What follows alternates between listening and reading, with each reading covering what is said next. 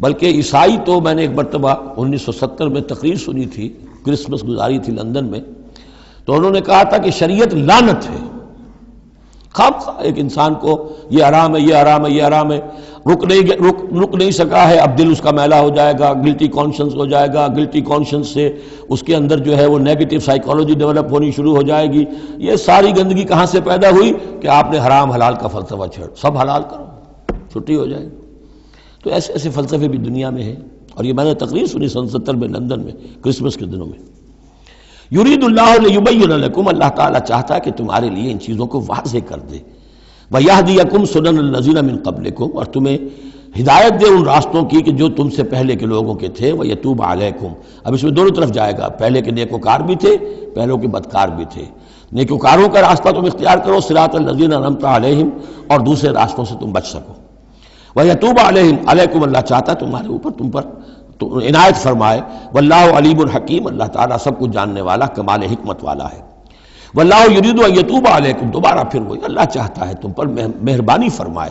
ویرید الذین یتبعون الشہوات، اور وہ لوگ کہ جو شہوات کی پیروی کرتے ہیں، وہ چاہتے ہیں ان تمیلوا میلا عظیما، کہ تم تو ایک طرف غلط راستے سے دور تک تمہارا جو ہے رجحان ہو جائے اور ادھر ہی تم بھٹکتے چلے جاؤ۔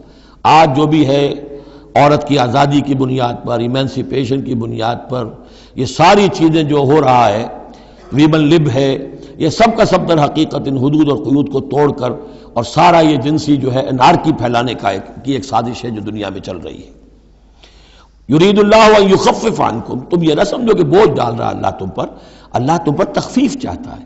جب تم ان چیزوں پر عمل نہیں کرو گے، معاشرے میں بدگمانیاں پھیلیں گی، فساد ہوگا، گندگیاں ہوں گی، جھگڑے ہوں گے، بدگمانیاں ہوں گی، یہ سارا کچھ ہوگا، تو اللہ تو تمہارے لیے آسانی چاہتا ہے۔ وَخُلِقَ الْإِنسَانُ ضَعِيفًا، اور انسان پیدا کیا گیا ہے کمزور، اس کے اندر کمزوری کے پہلو بھی ہیں۔ جہاں بہت اونچا پہلو ہے، روح ربانی پھونکی گئی ہے، وہاں یہ نفس بھی تو اس کے اندر ہے، اور اس کے اندر جو ہے ضعف کے پہلو موجود ہیں۔ یا ایھا الذین آمنوا لا تاکلوا اموالکم بینکم بالباطل، اہل ایمان اپنے مال آپس میں باطل طریقے سے ہڑپ نہ کرو، الا ان تکون تجارتا عن تراض، سوائے اس کے کہ تجارت ہو تراض منکم، تمہاری باہمی رضامندی سے۔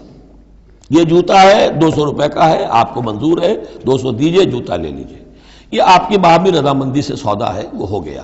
لیکن یہ کہ اس سیدھے سادے اور صحیح اور طریقے پر، ایک ظاہر بات ہے کچھ نہ کچھ تو آپ نے نفع اس میں سے کمایا ہے، آپ نے محنت کی ہے، کہیں سے لائے ہیں، سٹور کیا ہے، دکان کا کرایہ دیا ہے، لیکن اس کو وہ گرج نہیں کرے گا۔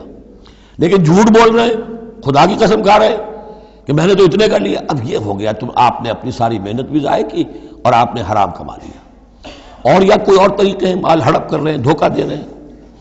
یا ایھا الذین آمنوا لا تاکلوا اموالکم بینکم بالباطل الا ان تکون تجارتا عن تراض منکم ولا تقتلوا انفسکم، اور نہ اپنے آپ کو قتل کرو، یعنی ایک دوسرے کو قتل کرو۔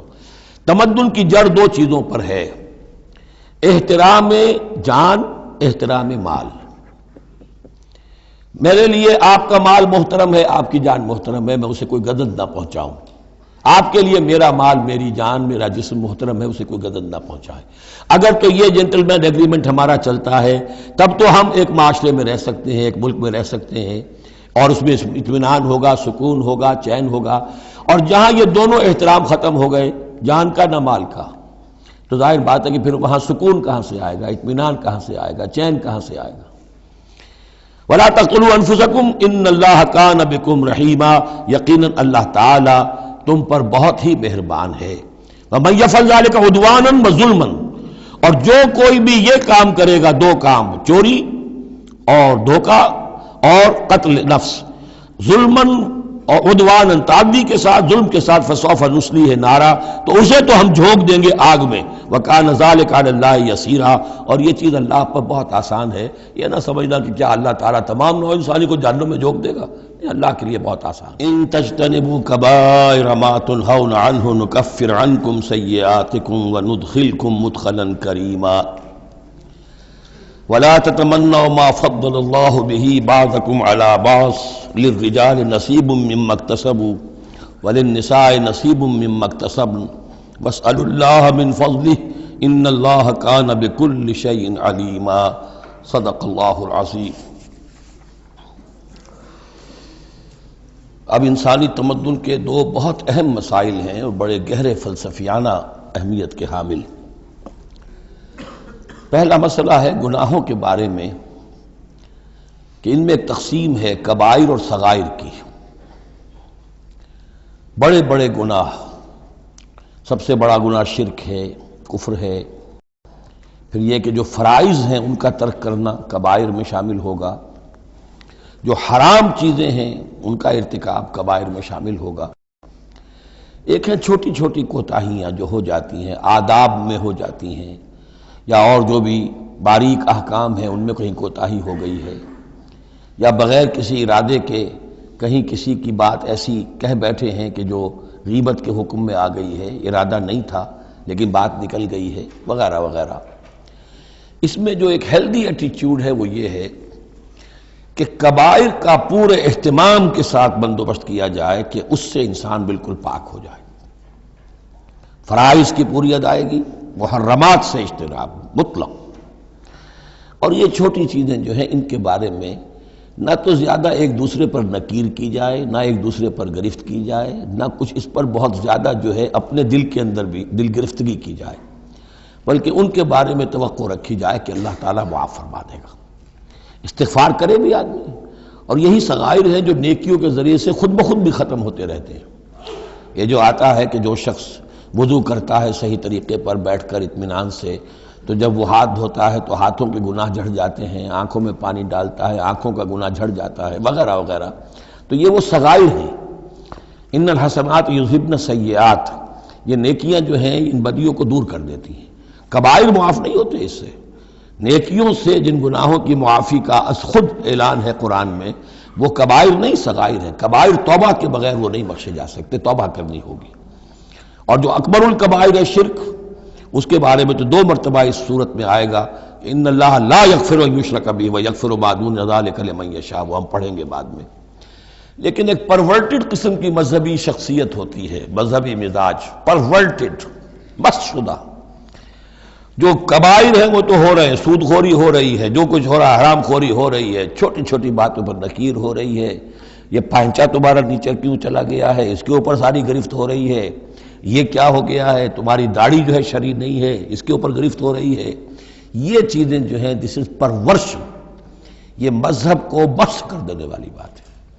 قرآن مجید میں اس معاملے کو 3 جگہ پر نقل کیا گیا ہے کہ یہ فلسفہ جو ہے کہ چھوٹی چیزوں کے بارے میں درگزر سے بھی کام لو، اور یہ کہ بہت زیادہ متفکر بھی نہ ہو، سینس آف پروپورشن ہونا چاہیے۔ ان تجتنبوا کبائر ما تنہون عنہ، اگر تم اجتناب کرتے رہو گے ان بڑے بڑے گناہوں سے جن سے کہ تمہیں روکا جا رہا ہے، نکفر عنکم سیئاتکم، تمہاری چھوٹی برائیوں کو ہم خود ہی دھوتے رہیں گے، پاک کرتے رہیں گے، صاف کرتے رہیں گے۔ جو بھی نیک کام کرو گے ان کے حوالے سے وہ جو فروغ داشتے ہیں وہ خود بخود بھی دھلتی رہتی ہیں۔ وَنُدْخِلْكُمْ مُدْخَلًا كَرِيمًا، اور تمہیں داخل کریں گے بہت ہی باعزت جگہ پر، جہاں کیا تمہارا مقام جو ہے باعزت اکرام کے ساتھ ہوگا۔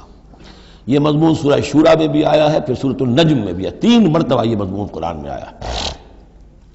دوسرا مسئلہ جو ہے انسانی معاشرے میں وہ فضیلت کا ہے۔ اب ظاہر بات ہے کہ تمام انسانوں کو ایک جیسا تو نہیں بنایا ہے اللہ نے، کسی کو خوبصورت بنا دیا، کسی کو بدصورت بنا دیا، کسی کا قد اونچا ہے، کوئی ٹھگنے قد کا ہے، لوگ اس پر ہنستے ہیں، یا کسی کو مرد بنا دیا، کسی کو عورت بنا دیا۔ اب عورت اپنے اندر ہی اندر کڑھتی رہے مجھے عورت کیوں بنایا، تو اس کا حاصل کیا ہوگا؟ یا کوئی بدصورت انسان ہے، ٹھگنا ہے کسی اور اعتبار سے، دوسرا شخص ہے وہ دیکھتا ہے کہ وہ تو بڑا اچھا ہے، تو اب اس کے اوپر کڑھنے کی بجائے کیا ہونا چاہیے کہ اللہ تعالیٰ نے مجھے جو کچھ دیا ہے مجھے اس کے اوپر صبر اور شکر کرنا چاہیے، اور جو فضل ہے کسی اور چیز میں بھی ہو سکتا ہے، میں نیکی میں آگے بڑھ جاؤں، میں خیر کے کاموں میں آگے بڑھ جاؤں، میں علم میں آگے بڑھ جاؤں، تو یہ چیزیں جو ہیں انسان دوسری چیزوں سے اپنی ان کی تلافی کر لے، بجائے اس کے کہ ایک نیگیٹو اس کی سائیکالوجی ڈیولپ ہوتی چلی جائے، کڑھنا اور اندر ہی اندر جھڑتے رہنا، جس سے کہ پھر طرح طرح کی جو ذہنی بیماریاں پیدا ہوتی ہیں، انہی کانفلکٹس کی وجہ سے، انہی فرسٹریشنز کی وجہ سے مینٹل بیلنس آدمی لوز کر بیٹھتا ہے۔ تو اس کی بجائے دیکھیے کس قدر عمدہ تعلیم دی جا رہی ہے، وَلَا تَتَمَنَّوْا مَا فَضَّلَ اللَّهُ بِهِ بَعْضَكُمْ عَلَىٰ بَعْضٍ، اور تمنا نہ کیا کرو اس شے کی کہ جس کے ذریعے سے اللہ نے تم میں سے بعض کو بعض پر فضیلت دے دی ہے۔ اب اللہ کی دی ہوئی فضیلت ہے، اس میں آپ تمنا کریں اور دوسری طرف یہ کہ اس میں حسرت ہو جائے۔ اب اس میں خاص طور پر جو مسئلہ ہے انسانوں میں، جو آج کا سب سے بڑا مسئلہ ہے دنیا میں، جیسا کہ میں نے بتایا ایکسپلائٹ کیا جا رہا ہے، مساوات مرد و زن۔ اب یہ بھی ایک فضیلت ہے، کسی کو اللہ نے مرد بنایا، کسی کو عورت بنایا۔ اب پہلی بات یہ بتائی جا رہی ہے للرجال نصیب مما اکتسبوا، مردوں کے لیے حصہ ہے اس میں سے کہ جو وہ کمائیں گے، وللنساء نصیب مما اکتسبن، اور عورتوں کے لیے حصہ ہے اس میں سے جو وہ کمائیں گی۔ یعنی جہاں تک نیکیوں کا معاملہ ہے، بدیوں کا معاملہ ہے، خیرات کا معاملہ ہے، حسنات کا معاملہ ہے یا سیئات کا معاملہ ہے، اس میں بالکل ایکویلٹی ہے۔ مرد نے نیکی کمائی اس کے لیے، عورت نے نیکی کمائی اس کے لیے، اس میں برابری ہے۔ عورت نیکی میں مرد سے آگے نکل جائے، اتنے مرد ہوں گے کروڑوں کہ جو رش کریں گے حضرت خدیجہ کی کے مقام پر، کہ جو ان کا نمایاں ہوگا قیامت کے دن، یا حضرت عائشہ یا حضرت فاطمہ کا مقام، تو وہ عورتیں تھیں اور مرد ہوں گے بڑے بڑے، لیکن یہ کہ ان کی خاک کو بھی نہیں پہنچ سکیں گے۔ تو یہ ہے کہ اس میں تسلیم کرے آدمی، تسلیم و رضا، کہ جو بھی اللہ نے مجھے بنا دیا اور مجھے دیا ہے، اب مجھے اس میں بہتر سے بہتر کرنا ہے۔ یہ میرا شاکلہ تو اللہ کی طرف سے آ گیا ہے، کل یعمل علی شاکلتہ، اور جو ہم پڑھ چکے سورہ بقرہ میں کہ لا یکلف اللہ نفسا الا وسعہا، وسع جو ہے وہ اللہ نے بنا دی ہے۔ تو اب اس آیت کو بھی غلط کوٹ کیا جاتا ہے کمائی کے لیے، کہ عورتیں بھی کما سکتی ہیں، دیکھیے لکھا ہوا نصیب مما اکتسب، ان کے لیے حصہ ہے اس کمائی میں سے جو انہوں نے کیا۔ اچھا، کمائی سے مراد یہ سمجھ لیجیے قرآن مجید میں صرف ایک جگہ ایسی ہے سورہ بقرہ میں جو ہم پڑھ چکے ہیں، جہاں کسب کا لفظ آیا ہے معاشی جد و جہد اور معاشی کمائی کے لیے۔ باقی پورے قرآن میں کسب آتا ہے اعمال کے لیے، کسب حسنات، کسب سیئات، بدیاں کمانا، بھلائیاں کمانا، کسب اس کے لیے۔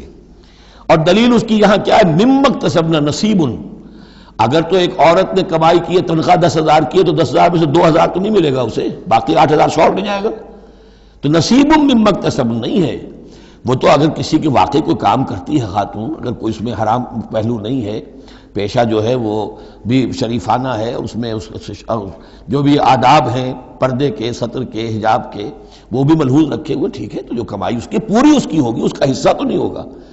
اعمال میں البتہ آیا ہے کہ اعمال میں جو ہے مختلف اعمال کے مراتب ہوتے ہیں، کتنا خلوص نیت کتنا تھا، آداب کتنے ملحوظ رکھے، یہ ہم سورہ بقرہ میں حج کے ذکر میں بھی پڑھ چکے ہیں کہ ان لوگوں کے لیے بھی نصیب مما کسبوا، جو انہوں نے کمایا ہوگا اس میں سے حصہ ملے گا۔ تو یہاں پر یہ نیکی اور بدیوں کا تذکرہ ہے، یعنی جہاں تک مورل لیول ہے اس میں عورت اور مرد برابر ہیں، ہیومن ڈگنیٹی، ہیومن آنر اس میں برابر ہے، مورل لا برابر ہے۔ لیکن یہ ہے کہ باقی جو معاشرتی ذمہ داریاں ہیں اور ان کے حوالے سے جو تقسیم کار اللہ نے رکھی ہے، اس کے اعتبار سے فرق ہے۔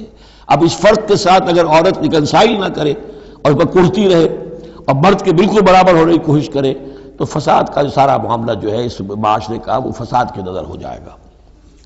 وَاسْأَلُوا اللَّهَ مِنْ فَضْلِهِ، اور اللہ سے اس کا فضل تلاش کرو۔ اے اللہ تو نے مجھے اس معاملے میں کم رکھ دیا ہے، اے اللہ مجھے اس معاملے کے اندر تو مجھے ہمت دے، میں ترقی کروں۔ تو اللہ تعالیٰ بہت سے لوگوں کو کسی اور پہلو سے نمایاں کر دیتا ہے۔